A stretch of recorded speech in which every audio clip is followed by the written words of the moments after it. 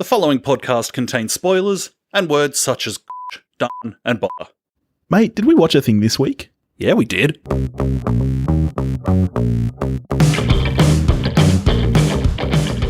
Hello everybody, welcome back to We Watched a Thing. You've got B Dizzle, but you don't got the Toastmeister. You've got our great friend Sam Hurley, legend that he is. How you doing, mate? I'm doing great, Billy. Thank you for ditching one sort of sad sack podcaster for another one. I'm very happy to be here to offer my negative views on a film. I love coming back. I love coming on the show and doing it. And also, I'm full of Thai food, leftover KFC, and bourbon. So you've got me at peak Sam. This is like the best that you can hope for. I mean, honestly, that kind of sounds like standard Sam to me. As soon as you said, like, leftover KFC and bourbon, I was like, well, that's just a regular Friday night for Sam.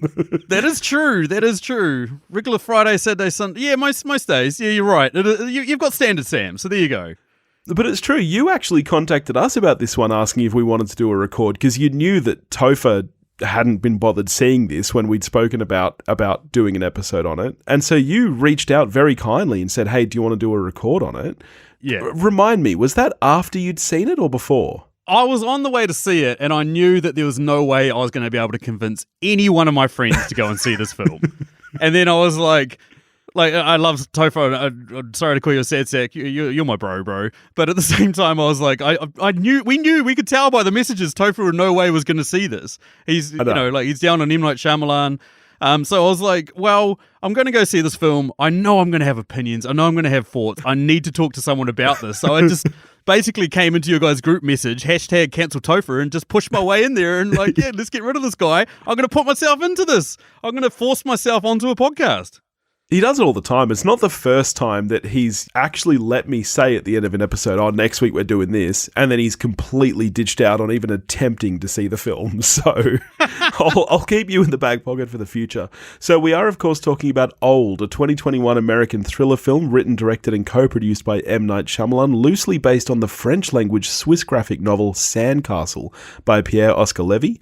The film's ensemble includes Gael García Bernal, Vicky Krieps, Rufus Sewell, Alex Wolff, Thomasin McKenzie, Abbey Lee, Nikki Amuka-Bird, Ken Leung, Eliza Scanlen, Pierre, and Emun Elliott. And what is it about, Sam? It is about a married couple and their kids who are having troubles in their relationship, and they go to a resort for a bit of a holiday. And while they're at the resort owner comes over and says, hey, I've got this beach that you guys should go to. No one else knows about this beach. It's very exclusive. Though it then turns out it's not as exclusive because a couple of other people go there as well. And then when they go to the beach, they discover that things aren't exactly what they seem. I mean, it's spoilers. Ooh. They start aging a lot quicker than most people do. They basically age an entire lifetime in the space of a day. Yeah. Now, I know that you're a comic book fan and comic reader. Were you familiar with the Sandcastle and have you read it? Only in a peripheral sense. I am very much a hardcore Marvel fan. I was actually forcing myself so I could come on here and tell you everything that you said wrong during Black Widow. This is the actual truth of why I'm here. I'm now going to go into a half an hour rant. Listeners, if you want to turn off right now, I wouldn't blame you. But no, it was not something on my to-do list. It was like loosely associated with it, but it's not something that I was that familiar with. So I had read it. Because I'm a comic reader, but I'm more of the kind of indie, like American Splendor. That's kind of where I'm at. Yeah. So I had read this, and it was quite controversial when it came out due to the amount of nudity and sex and stuff that was involved, particularly because the characters are effectively children, yes. Really. And so I was curious going into this how much of that would remain, and I was interested that, to be honest, a fair bit of it. But yeah, I'm going to come right out. I enjoyed this movie a fair bit. Not as much as I was expecting to. I tend to be a Shyamalan apologist. I don't love all of his work, but I was expecting to... I thought that this would be right up there with kind of Split and Unbreakable and The Sixth Sense for me. It wasn't quite at that level, but I did actually have a pretty good time with this film. Where were you on it? I'm quite surprised. I'm not an apologist, but at the same time, I go and see all of his films. Yeah, right. It's a weird circumstance to be in where it doesn't really matter what it is. I mean, the only one I haven't seen of his, actually there's two I haven't seen, which is After Earth and what was the other one? and Avatar: The Last Airbender, because I was like, Oh, man. yeah, I know. I was like, every single person in the world is telling me this movie is rubbish. Why would I put myself through it? And from what I heard, it's rubbish in a bad way. So I'm like, because there's good rubbish, there's bad rubbish. So I was like, I'm not gonna subject myself to that. So yeah, I still go and see these films. I desperately want to get that magic that he had when he did Unbreakable and when he did The Sixth Sense. I desperately want to see that again. I just feel like instantly from sitting down and watching this film, when they start off and they're sitting in the van getting taken to the resort, and she's saying to him, she's harping on about time and you need to be in the moment and all this other stuff. I was like, okay, this film is going to suck. Like, if you can't even get dialogue between these two characters that isn't as on the nose as possible, and without like establishing these characters, without getting to know these characters, we're just getting it shoved down our throat so hard that anyone that's watched the trailer goes, "Oh, I wonder what the foreshadowing? What's going to happen?" So I actually came into the cinema late. My wife and I saw this for date night, and I'm not a fancy man. I was like, I'll get a hot dog at the movie and that'll do me. We get there and she goes, "Oh, I'm gonna go around to Grilled, the semi fancy burger place." She's like, "I'm gonna go get a burger." I'm like, "Okay, you do that, and I'll meet you in the cinema because that's gonna take a fucking million years." So, which is exactly what happened. She was about 20 minutes late for the film, but even I stupidly decided to wait in the lobby for her for a bit. So I walk in and the movie has started and they're on the way in the van. And this has happened to me once before at the cinemas, where I came in late and it turned out I was in the wrong session. But as soon as that dialogue started with the whole, don't wish time away, I'm like, oh, there's no... What you talking about? Dover! You decided to pop in, did you, mate, to talk about a movie that you decided not to watch? Oh, look, big fan. I like the bit where... with the wrinkles and stuff. Mate, that was the mirror. Damn it. I find this incredibly insane. It's like I've said sad sack and the bat signal's gone up in the air and then Dover's appeared. I'm like, somebody's called my name. We've just started, mate. Do you want to stick around and hear about old? No, I've got to do washing up and stuff, which probably more fun. Oh, how dare you. Yes. How dare you. We have fun recording. Oh, yeah, but, this movie. I'm just going out, look, haven't seen it. Just going out on a limb. Probably shit. One of us agrees with you. One of us is desperately trying to fight for it not being shit. I Guess wonder which one. All right, just wanted to say hi. Love you, mate. Get back to parental responsibilities. Good to see you, Sam. Gorgeous. Love you, buddy. You're okay too, Oh, Bill. you. Bye. But yeah, there were no doubts that I was in the correct cinema because I agree with you. The dialogue through most of the movie is hot garbage. Let me say that right now. While I thought that the screenplay was okay in the sense of story and pacing, the dialogue throughout the entire thing is so bad. Yeah. Like don't get me wrong, like we can talk about it a bit more later. Like there are amazingly well-crafted shots and like real horror suspenseful moments. But when the dialogue is this cringy to the point that like it sort of raised larger discussions in my brain of like, okay, so Sixth Sense was about a guy who's completely out of his like doesn't really know what's going on, but seems to think he does, and so the dialogue was a little bit disjointed. And then when you see the twist, you're like, okay, that makes sense. And then I was like, Unbreakable, it's another character trying to explore himself in a weird foreign universe. And I was like, okay, those are the two films I like of his. Split, same thing, another character who's like, of course the dialogue is going to be a little bit weird and odd. He doesn't really know who he is, what he's doing, all that sort of stuff. And then I started thinking about it. I was like, this is just all M. Night Shyamalan's movies is literally about somebody in a place they're not supposed to be, fighting against somebody or the elements and not really knowing what's going on. And it's live or die by the sword. And unfortunately for this film, the dialogue is just horrendous. I agree completely. And there were some times where and I agree with you. I, for a long time, thought there must be a reason for it. Like something here is kind of not quite right apart from just the island itself, And I kind of wondered if there was a purpose for the family being so multicultural. Like, they were all accented individuals. And I wonder if part of that was maybe to hide the poor dialogue a little. But it gets so bad. And there were some points where I literally laughed out loud. There was nothing funnier to me than when the doctor finally checks out the kids and the kids are like 10, 11 years older at this point. Like, they've gone from being 5 to being teenagers. And he goes back to the other mum and he just goes, well, she's definitely aged. It's like, are you fucking kidding me? That's what you're going to say right now? It was almost as funny as when the dog died and the doctor goes, no, it was alive just a minute ago. Yeah, absolutely. Absolutely. Hello, I'm Dr. Obvious. Oh, hello, Dr. Obvious. Oh. Can you check on my kids? Wow, they've definitely aged. But geez, that was actually just saying, that was the other thing. The introductions to characters in this film was next level bad. The amount of people who just state their name and occupation as their very first line in the film is insane to me. I don't know about you, but if a pair of precocious kids came up to me and said, what's your name and what's your occupation? I'd be like, where's the cameras? I'm getting lured into some sort of TV show here. Nah, I know. I I'm not make down with shit it. up. Be like, my name is Doug and I'm the Wizard of Loneliness. What of it, kid? Exactly. I'm the guy that murdered Santa. How you going? You're talking about the multiculturalism. I did love the fact that Gael García Bernal is Mexican, right? Or was he Spanish? Yeah, yep. Okay, Yep. yeah. So we've got him as a Mexican. His wife is played by a French actress. And they managed to give birth to a Kiwi girl. That was... And an Indian boy. And an Indian boy. It's very interesting. You know what? I actually don't mind so much that approach where it's literally just the ethnicity doesn't matter. This is a family. Like, I actually don't mind that so much. And I must say, I thought the acting wasn't terrible. It's hard to say because the dialogue is so bad that you don't know where the blame really goes to. But I think that for the most part, the actors did a pretty solid job of what they were given.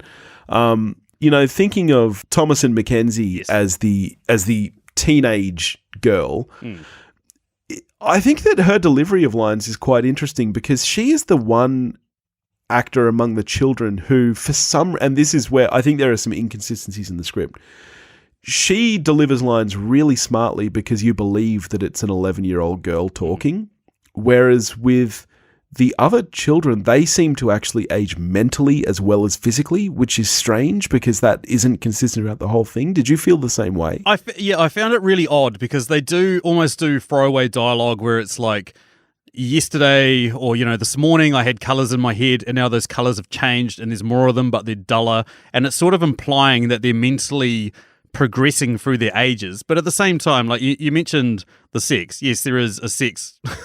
Or there's an implied sex scene, or, we don't see it, but there is sex between two characters that half an hour ago had been 6 years old.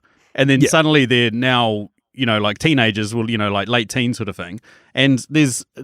But as they talk and, it's funny because the characters that are actually the kids, by the end, they're having some of the best dialogue that actually makes sense. Whereas Whereas the adults that are on it, it's like you were saying, if there'd been a reason for it, you could have believed it. So when we have the 17 different endings at the end, if one of those endings had been, these aren't actually really people, these are clones that we took of people, it's actually their first day on Earth, they've kind of got the memories, but they don't really know how to form conversation, and it's always real jilted, that would have made sense. But instead we're getting like just this weird pendulum swing between people going, what is going on here? This is so weird. This is so bizarre. And it's just like, that's bizarre, but you've seen 17 million other things come before it that was bizarre. And we have that flowing between people going, okay, look, I totally know what this is, guys. Okay, this is the type of beach where it basically microwaves your genes and it accelerates it. And I hate it. That is my biggest peeve I have with horror films is when some character is like, oh, I heard about this. It does this, and this, and suddenly knows the entire mythology, backstory of what's happening. It's like there's no reason why we should trust this character to have anything. You know what I mean? It's like your crazy distant uncle who comes to a party. He's like, well, chemtrails actually are causing the government's a bunch of lizards. You know what I mean? It's like, how would you know? How would you know?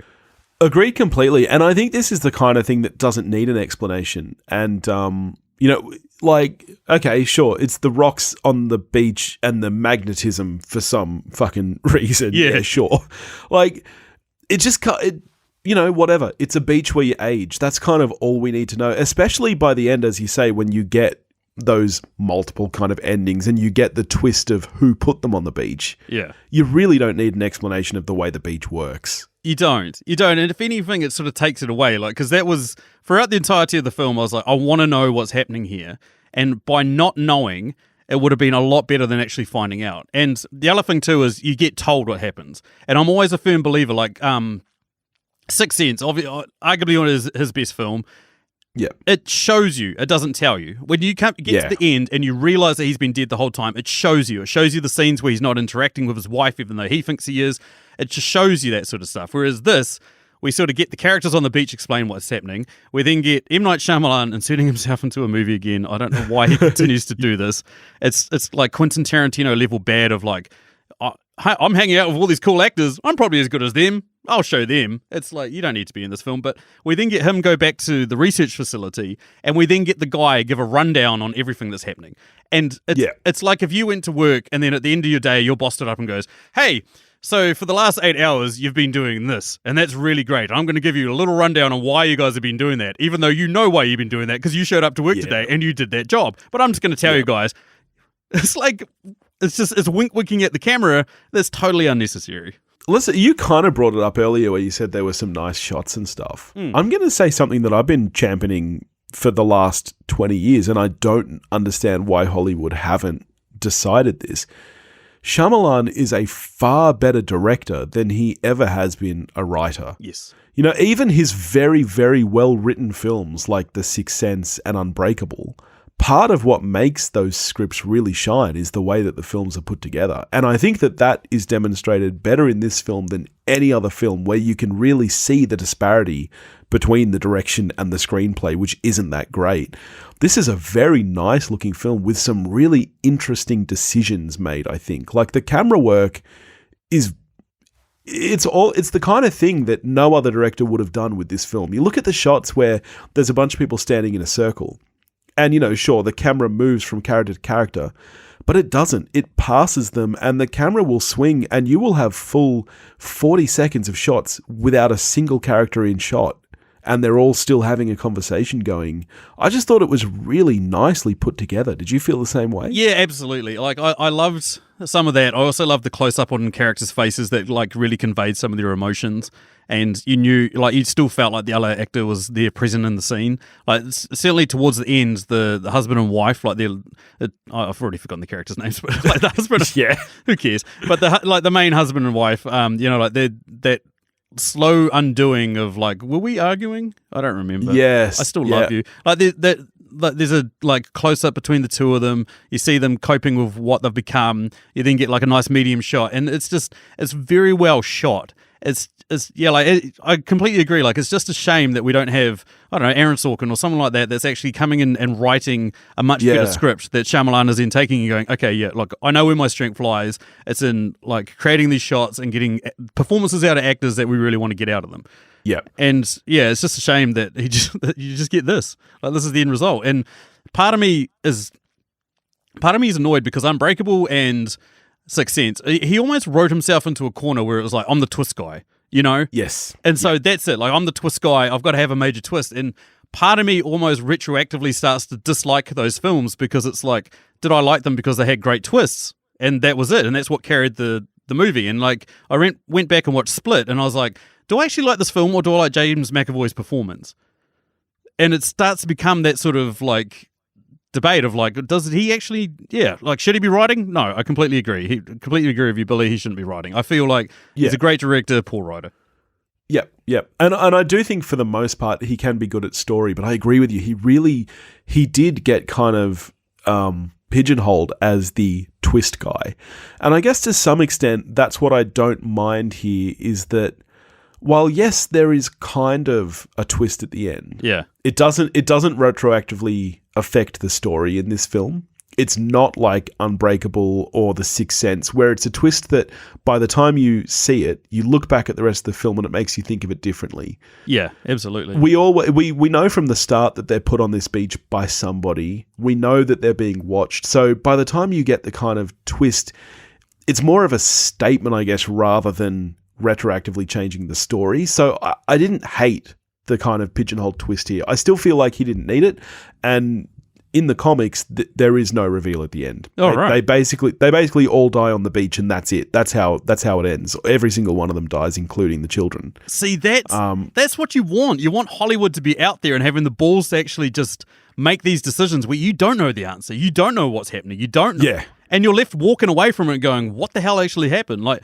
people are still talking about Inception 10 years on. Like, was it real? Was it a dream? All that sort of stuff. Like, we love those ambiguity films of, like, what actually happened there, Yeah, that's the it's funny, I feel like the quote-unquote industry thinks audiences are a lot dumber than they are, And, like, yes, I know that there are a lot of dumb people in the world.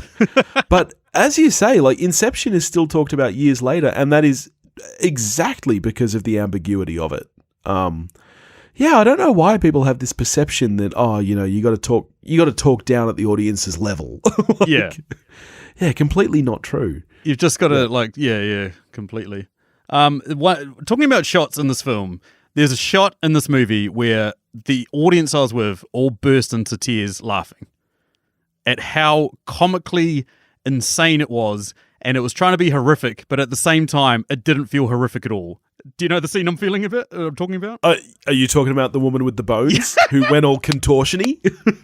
Hallelujah. Yes, I am talking about that woman. Yeah. It was, for those that haven't seen it, she has a calcium deficiency, so she starts developing a hunch, and then she basically drops a rock on herself by mistake, and then she heals before she can fix herself, and then she starts turning into, I don't know, a squash spider is the best way to describe it.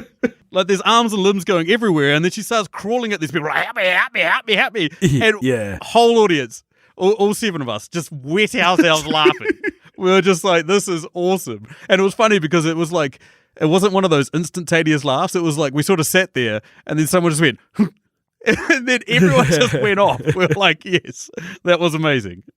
Yeah, see, she is the most interestingly bad written character to me. Oh, yes, absolutely. Because, for example, some of the other, and this is where I say he's not bad at story, because a lot of the characters are very different than they are in the comics. The idea of the Doctor who turns out to be quite murderous. Yeah. I quite like the idea of that, and that all these people are brought together because they have some kind of illness. I don't hate that. Yeah, I like that as well, yeah. The issue I had with her is that the way her character is portrayed as such a kind of uppity, snobbish, rich bitch. Everybody else, very clearly, apart from the Doctor, who is meant to be kind of a surprise, it's very signposted that they have a problem. Like, you think of the scene in the diner where the woman is having the epileptic attack, which is so ridiculously foreshadowing. Yeah. The only notice we get of this woman having any kind of calcium deficiency, I took as a joke because she's such a snobbish person. She orders a smoothie and then complains about, does it actually have extra calcium in it? Because I have a bone deficiency. Yeah. I thought she was just being a bitch. I didn't think that she for real had anything wrong with her. So then when she starts totally spidering out in the cave, I was like, what the fuck is happening here? It took me to remember that she supposedly had a bone problem. Yeah. Yeah, I was the same. It took me a while as well to cotton on to the fact that was happening. Yeah. There's a couple of other things too that I found quite insane, and we're talking about his writing. Like, is there really going to be a rapper that would name himself Mid-Size Sedan? I know. What, like, honestly, what is he thinking? Have the only African-American man in the film be a rapper named Mid-Size Sedan? Mid-Size Sedan. It's like he's decided, I'm going to have a rapper in this film. I don't want to have anything too offensive to anyone. I don't want to have anything too offensive to proper rappers, but at the same time, I don't want to scare away, the Karens of the world or the, like the clutching at the pills, old white ladies. So I'm going to go Mid-Size Sedan, the most inoffensive car I could think of. I guess, I don't know, is that supposed to be like real world equivalent to 50 Cent? Just picking like a low denomination of money? Like, yeah, I feel like it is. Like Ice Cube, Oh, he's just nothing an ice fancy cube. about an ice cube. He's not a gold cube. He's not a gold cube. That's correct. He's not titanium Ice or is platinum. very common. Yeah, exactly. He's just an ice cube. That's it. And anybody can make ice too. You chuck water in the freezer, boom, you done it. Exactly. Oh yeah, another thing I've got to ask you is that at one point there, the wife turns to the husband, and it's obvious that they're having a little bit of problems, and she says to him, "What book am I reading?" And then she gets kind of offended that he doesn't know what book she's reading. At any point in your entire life, have you known what book your wife was reading? I actually do, but that's probably weird. We need to end this podcast now before Stacey hears this and we get divorced. Yeah, we often know what each other is reading, but that's probably weird. We're probably too dependent. We're probably at like the other end of the scale, where it's like spend some time apart, guys. Yeah, but we've been together since we were like 15. Oh wow! So yeah, that is codependency. Yeah. Yep. But right now she is reading. I forget the guy Eddie Flynn series of books. He's a prosecutor in New York who's also a little bit dodgy. Oh wow! Exciting. Yes. I believe she started with the 5th book though, and then went back to the 1st. Because that makes sense. Like if you're going to watch Aliens, you'd start with what? Prometheus before you'd watch it. As you do. Yeah. The other question I had for you is, like you are famously on this podcast not a fan of tall women. How did you find the wife of this? Though I must admit, I looked her up. She's 1.75 m, so she's not Debicki height. It's more that Gael García Bernal is actually short as opposed to she's a tall woman. I'm just wondering how you found it. We've been through this. I resent the accusation. I have nothing against tall women. I didn't like Elizabeth Debicki in one movie, and I think I might have made a comment that she looked out of place. All right? And in my defense, she did look out of place. She's fucking 4 meters tall. All right? It's true. It is true. I have no problem with tall women. I thought most of the acting in this film was fine. But I agree with you. The best scene for me was when they were slipping into old age, like by the campfire there. Yeah. And she was going deaf and he was going blind. And actually, I must say, their acting in that scene was top notch. Like I've spent a lot of time around old people who are losing their minds. And that is exactly how she looked. That kind of doddery, that happiness that people seem to get at the end of their life when they've forgotten everything. Yeah. I just thought she captured that on her face so well. She did. It was like all the insecurities and the worrying what people think about you, they've all just gone. And so you can just finally be free. You can just finally be like, oh, who cares? I'll do whatever I want. Yeah. You love talking about the score. How'd you find the score? I quite enjoyed the score. Yeah. It didn't stick out in my mind. I'm not going to go look it up on Spotify. But I thought it served its purpose well. You? I can't remember it. Score is never a big thing for me. I mean, if it's Star Wars or Indiana Jones, it's just so prevalent that you can't help but notice it. But for me, it's like what I enjoy about films is the story and the acting performances to like the next degree sort of thing. So those are the first two things I look for. And unfortunately for this film, like again, this is another thing where it's like the premise is great, the premise is awesome. It's just the execution has just been sort of woeful in this. I admit it does get better as it goes on. Like when like Thomasin McKenzie, when she comes into it, even though their daughter had brown eyes and now Thomasin McKenzie with her greeny blue eyes, it doesn't make much sense. And like there's other things too that like if you start nitpicking at it, like why the food doesn't rapidly age, like why it's just living tissue on humans doesn't rapidly age. Like I mean, we see the body decompose in such a rapid time. Any food they would have had would have been gone within minutes of them. That's true, because we even see the cutlery rust. Yes. So yeah, why would the food not age when literally everything else does? That's an interesting point. Yeah, I know what you mean about the casting. It's the same with the young boy. He changes very drastically throughout. Yeah. And I feel like that's why M. Night gave him a mole on his face, so at least there was one kind of carryover from the age groups. I did think the casting of Kara, the young girl who starts as 6 and eventually gets pregnant, that was very good for me. I actually had no idea until after the movie ended that there were 3 actresses who played her. I thought there were only 2. I'm going to be the anti-Topher here and say that yes, there were child performances in this that I enjoyed. But I thought that we went straight from the 6-year-old to Eliza Scanlen. I didn't realise that there was another one in between because those three all looked very much alike. Yeah, they totally nailed that. And certainly the way the cameras sort of shot and danced around them and didn't reveal, like if you hadn't seen the trailer and you didn't realise everyone was aging so quickly, you would be generally confused as to what was going on. When they finally they danced around that you never see their faces, and then when it's finally revealed and the look on their parents' faces of like, you're not my daughter, she's 6 and you're 11, and and they're talking to that couple, and that couple's like, yeah, funny, I'm going to guess you're 10 or 11. She's like, I'm 6. And it's just like, how? No. What? Yeah. It was like quite well teased. At the same time, it's not enough to save this film for me. So just before we end, let me ask you, we kind of touched on the end and the twist before. It's pretty obvious that you just totally weren't here for the twist in any way. Is that right? The problem I have with the twist is they go out of their way to explain it, like we were discussing, and the problem I have with that is that how would anyone know? How would you know about this beach? How would anyone have been to this beach, got off this beach, and come up to reintroduce themselves into the world and said, hey, I'm that guy that's like 40 years older, et cetera, et cetera. And like, how would humans know about this? And then how would they start testing people on this? I get all that. Like, I get the whole idea of like, we're going to do a scientific experiment on it. Like, history is littered with cases of, ethics being thrown out the window and morals being thrown out the window to do tests on people that they probably shouldn't do. I get all that, but at the same time, I found it preposterous that someone had actually been to this beach, knew what happened on this beach, and then and then decided to go out of their way to do these things. Like, I'm not saying people wouldn't, but I'm just saying it just doesn't make much sense to me, because anyone that would have been to that beach would have died on that beach relatively quickly. So, unless they swim out through the coral, my God.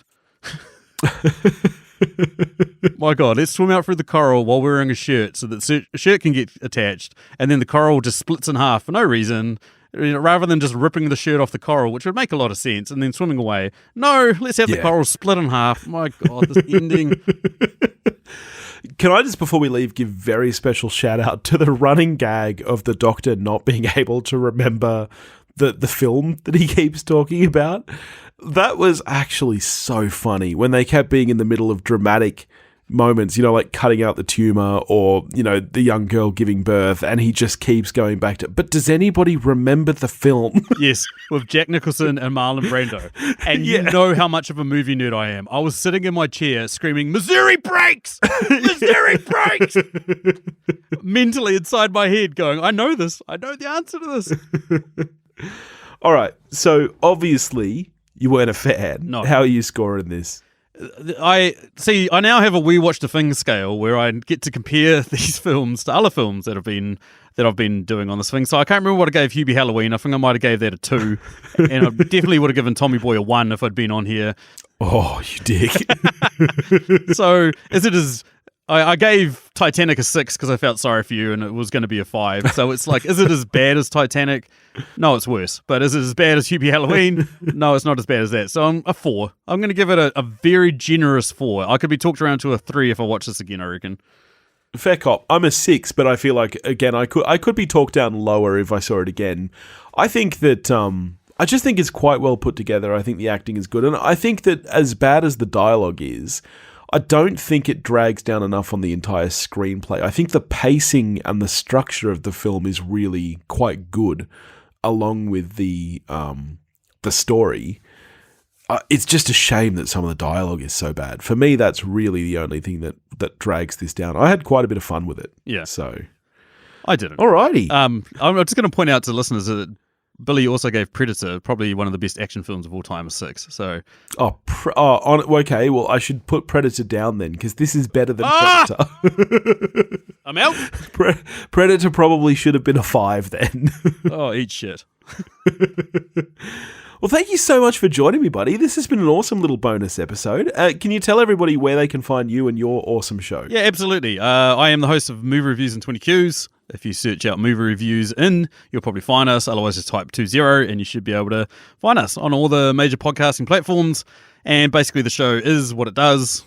Basically, the show is what it says. We take a film, we ask 20 questions about it. We try not to take ourselves too seriously, but at the same time, we like to get in there pretty deep and ask some questions, similar to what I've been doing with this, where I started asking questions about the film and about the practicality and some of the insanity that's in it. So, yeah, that's pretty much it.